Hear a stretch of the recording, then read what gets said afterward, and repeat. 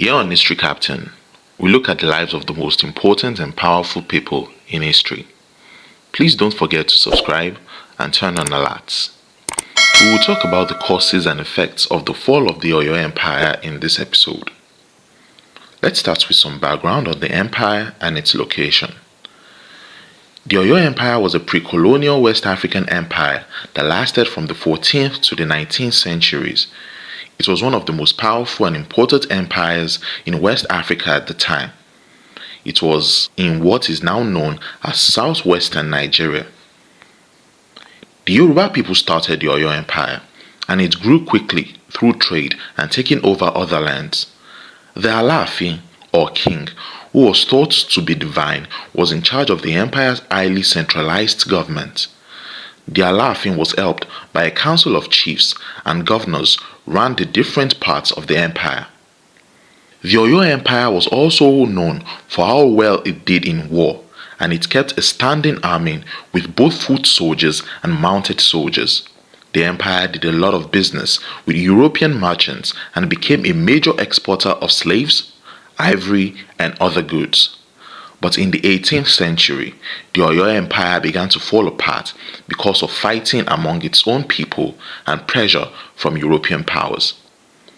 At the beginning of the 19th century, the empire fell apart and several smaller Yoruba kingdoms took its place. What caused the fall of the Oyo Empire? Soon after, the Oyo Empire moved west, taking over Port Novo and making Dahomey, which is now the Benin Republic, a vassal state. Dahomey had to pay regular tributes to Oyo of 40 guns and 400 loads of cowries and corals. After wars that made the Dahomeyans afraid of the Oyo army, Alaafin Labisi chose a new Basharu, which is also known as Prime Minister. The constitution said that if the Alaafin became too dictatorial, the Prime Minister could pass a vote of non-confidence. This would turn the Oyomesi, that is the legislators, against the Alaafin, and an empty calabash would be given to the emperor as a sign that he had to kill himself and make way for a new Alaafin, since the Oyomesi had lost faith in his rule. The Basharu was a high priest who ran all the cults except for Shango and Ifa. This would make him say that the ancestors and heavens no longer trusted an Alaafin. Before Ga was chosen, the empire unwritten rules had been changed from the old ways that the Aremo, the heir apparent, ran things after an Alaafin died. The constitution said that the Alaafin's heir had to die at the same time as the Alaafin. This was done to avoid fights over the succession and make the monarchical system like a republic. This gave more power to Basharu Ga. Ga became very cruel and drunk. If anyone said that an Alaafin or his prince didn't respect the Oyomesi, or that an Alaafin was acting like he was better than everyone else, Basharu Ga put 5 Alaafins on the throne and then killed 4 of them. He and his family ruled harshly for 20 years, almost like they were Alaafins. By the time Alaafin Abiodun became the 5th emperor, people were tired of Ga's rule. On a certain day, Oyabi, the Alaafin, and the people, with the help of Are Ona Kakanfo, the military commander of all the Oyo army, broke the jinx of Ga's powerful magic. They rounded up, captured, and killed all of Ga's family, except for Ojo, Ga's first son. Ga died when his house caught on fire. The rest of Abiodun's rule from 1774 to 1789 was peaceful. It was called a golden reign. But after 20 years of internal imbalance caused by taking advantage of the lawless years, the emperor's center could not longer hold it any longer. Under the leadership of the warrior Lishabi, the people of the Egba province declared their independence and moved to where they are now, in Abeokuta. The Egbas were upset that the governors of their 3 provinces in the empire, called Ilaris, were mistreating them and there was no one to stop them. When Abiodun took power, he set a punishment expedition against the Egbas. However, the rocky hills of Abeokuta made it impossible for the Oyo cavalry to subdue the Egbas. This caused Oyo's provinces to declare their independence one after the other. Even Dahomey had the nerve to attack Ketu, the last Yoruba district in the west, without worrying about the Oyo Imperial Army. As far as Ewe, which is now in the country of Togo, Oyo started to fade. But Abiodun brought law and order back to the city.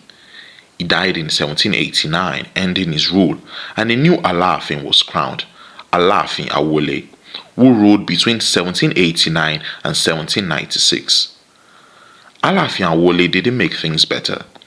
He could have helped Abiodun keep the empire together, but he didn't. Under Awole, Afonja was the military commander, or Are Ona Kakanfo, even though the two of them had wanted to be king. In the Oyo constitution, it was against the rules for the Alaafin and the Are to live in the same city. The emperor lived in the capital, but the Are had to live somewhere else, preferably in a town where enemies were close by. Afonja also came from a royal family, but he was born a slave. This probably hurt his chances of becoming emperor, even though some Oyomesi chiefs liked him. Ilorin was started by Afonja's great-grandfather. When Alaafin Awole first asked Afonja to attack Akpomu as part of a yearly military drill, Oyomesi started to lose faith in him. The Alaafin must tell the Oyo army to get stronger, but Awole forgot to mention that Akpomu was an Ile-Ife town. This goes against the Alaafin's coronation oath, which says that they got all their royal swords from Ife and would never raise a sword against Ife. Second, Awole told Afonja to attack Iwere town, which was a fortified town that the swords and arrows of the Oyo army couldn't get into. It was a well thought out plan by Awole to get rid of Are Afonja, since the Are must kill himself if he ever loses a battle. This was also the secret to the strength of the Oyo army in its heyday, because the Are must fight to die or fight to win. So his army must fight to the end and can't run away. Afonja knew this. So instead of fighting a fight he couldn't win, he said he wouldn't go because the town Iwere was where Alaafin Ajagbo's mother was from. Ajagbo was the Alaafin from 1587 to 1624. He created the titles of Are Ona Kakanfo, Bashorun, Agbakin, and Nashipa. All but Bashorun and Nashipa were military titles. Oyomesi lost faith in Awole for a third reason: he was trying to bring Islam to Yoruba land. Most Yorubas don't trust people who practice Islam, and the constitution says that the Alaafin can't join the religion because men are in charge and emirs are dictators. Note that some of the Oyomesi were women. Powerful women like Efun Shetan and Niwura also had a say in politics, so Oyo was not just a society run by men. Also, the Alaafin couldn't have all the power that the emirs in the north did. Soon, Oyomesi sent Awole the empty calabash, which caused him to kill himself. Awole was not missed during his rule, which made the empire worse and didn't stop the Laris from being mean in their districts. The center was no longer held, and even the next Alaafin's reign was short because people lost hope and needed strong leadership. Adebo was in charge for 130 days. Maku took over him and was in charge for only 2 months. From 1797 to 1803, the capital was without a leader. So Afonja's power began to grow. Afonja tried to become an emperor, but some chiefs didn't want that to happen. So in 1817, he made Ilorin an independent province, just like other provinces had done before.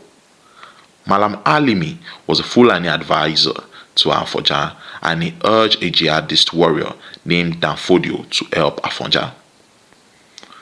Fulani and Hausa people were often used as cheap laborers and servants in Yoruba land.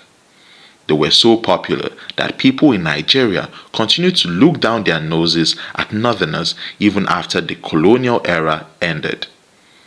So, when the call to arms came, many of the Hausa and Fulani people who worked in the underground economy in Oyo ran away to Ilorin. Ojo, who was Ga's living son, marched against Ilorin with the Onikoyi of Ikoyi, which at the time was the largest provincial town in Oyo. The Ikoyi was an Imperial Army's Royal Battalion. It was also called the Ikoyi Esho, which means Guards Battalion. When the war started, the Hausa and Fulani ex-workers went around the country stealing and selling their former Yoruba aristocratic masters as slaves to white slave buyers. This made Afoja angry because Ajayi Crowther and his mother were sold to the Portuguese after Muslims burned down their village in 1821. Alimi had Afoja killed because he still thought to be more loyal to Yoruba than to Islam. Afoja's son, Abdusalami, then took the throne of Ilorin as emir and swore allegiance to the Sokoto Caliphate. So, Ilorin became a part of the Sokoto Caliphate. There was no longer a central government in Oyo, and many of the provinces kept breaking off on their own. The Yorubas did not have a reason to fight together and take back Ilorin because they were not united. At this time, some Yorubas who lived in Ilorin had also converted to Islam. This meant that even though Ilorin was full of warriors ready to fight for one cause, the Yorubas didn't have a single cause that they all stood for. The center could no longer hold, and everything went very wrong. The Oyo army didn't have any more horses because they used to buy them from trade routes in the north, which were now closed because of the war with the Fulani and Hausa people. The war did not destroy the capital city of Oyo. Instead, its people left for safer places like Ilorin, Kaba, which is now part of Nigeria's Kogi state, and the forested south. The Fulani Ilorin army couldn't attack or take the city of Oyo because it was so big and had 17 gates. In Agoja, which is further south, a new Oyo city was found, and Atiba became the new Alafin. By this time, the Alafin was trying hard to keep the dignity that she had lost. Yoruba was no longer an empire. It was more like the Greek city-states of Athens, Sparta, Macedonia, and so on. Yoruba city-states like Owu, Egba, Ijebu, Ondo, and Ijesha started to form. They had facial marks that showed how they were different, and they were no longer made to pay allegiance to a single leader. There were a lot of civil wars. Famine spread like wildfire, and slave hunters were common. Before this time, the Yoruba never heard of slavery because Oyo did not let any Yorubas be sold as slaves. The slaves' coasts were now full of Yoruba slaves because Hausa and Fulani armies and slave-hunting warlords fed their armies with the new economic trade system that started when Old Oyo, which was closer to the river Niger, fell. When Ijebu and Ife started selling refugees from Old Oyo as slaves, it started a new war. Even today, Ijebu is known as a businessman's village. These are the Modakeke who retraced their way back to Ife, where the founder of Old Oyo had originally come from. Owu and these refugees therefore attacked Ife in reprisal.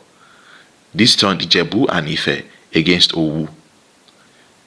The Ijebus were the first to employ the use of guns in any battle and thus completely destroyed Owu town. Owu people fled to Egba for refuge. Ijebu even attacked the Egbas for giving shelter to the Owu people. Keep in mind that Egba used to be where Ibadan is now, but there were a few scattered towns and villages. Warriors from the destroyed or sacked provinces of Owu and other tribes who were moving south found a place to live in Elele. This was the start of what is now called Ibadan. Warriors who wanted to bring the old glory came to the new city, Ibadan. Ibadan began to control the palm oil belt, which was just starting to replace the trade in people because it was in a rainforest area. After that, it became the biggest city in West Africa. Ibadan became a military town where warriors from all over Yoruba country came to live there. The question of who was who came up, and the Oyo drove the rude Ife and Egba people away. Then, Egba moved to what is now Abeokuta with the Owu people.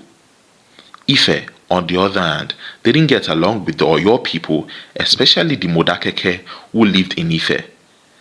Keep in mind that Ibadan also became mostly Oyo. But the Hausa, Fulani, and Yoruba Muslim cavalry in Ilorin started a new phase of the war when they saw new Oyo and Ibadan rising. They were still determined to completely expand the Sokoto Caliphate to the south by destroying the last of the Yoruba influence. Ibadan knew it could no longer control the Oyo army's cavalry, which used to be a strong force. Yoruba kings and chiefs still ride horses in celebration today as a remnant of the horse tradition before these wars. Still, the Sokoto Caliphate in the north stopped sending horses to Ibadan. Even though Ijebu was the first to use guns, Ibadan did a lot of practice with them and got really good at it. Oyo were experienced warriors, so infantry from Ibadan marched out to meet the jihadists who were looting villages and towns from Ilorin to the south without being stopped. In 1839, the fearsome new Ààrẹ Ọ̀nà Kakanfò, Balogun Latosha, led a new decisive battle in Òṣogbo. The infantry from Ibadan were good shots, and they knocked the jihadist riders off their horses in a way that caused many Muslim invaders to die. The number of deaths was so high that they ran back to the north, putting an end to the long-running Fulani Oyo wars and the jihadist invasion in a very decisive victory. So, Ibadan became the most powerful of all Yoruba states. Even though Ibadan was the military arm of the new Oyo government, the city-states wanted to show their independence from the Alaafin. This led to a 16-year Yoruba civil war in which Ilorin, Egba, Ijebu, Ekiti, Ijesha, and Ife fought against Ibadan and Modakeke. Ibadan didn't lose a battle for 16 years until British and Anglican missionaries called for a peace treaty. After Nigeria got its independence, it wasn't a big surprise that Chief Obafemi Awolowo, an Ijebu statesman, made Ibadan the capital of the western region in Nigeria's Yoruba region. At History Captain, we try to give our viewers interesting and useful information about the most important people in history. We hope this video about the Oyo Empire was both informative and entertaining to you. To show your support for our work, please click the subscribe button to watch more videos like this one. Also, don't forget to like, comment, and share our videos with your friends and family so they can learn as well. Thanks for coming to watch.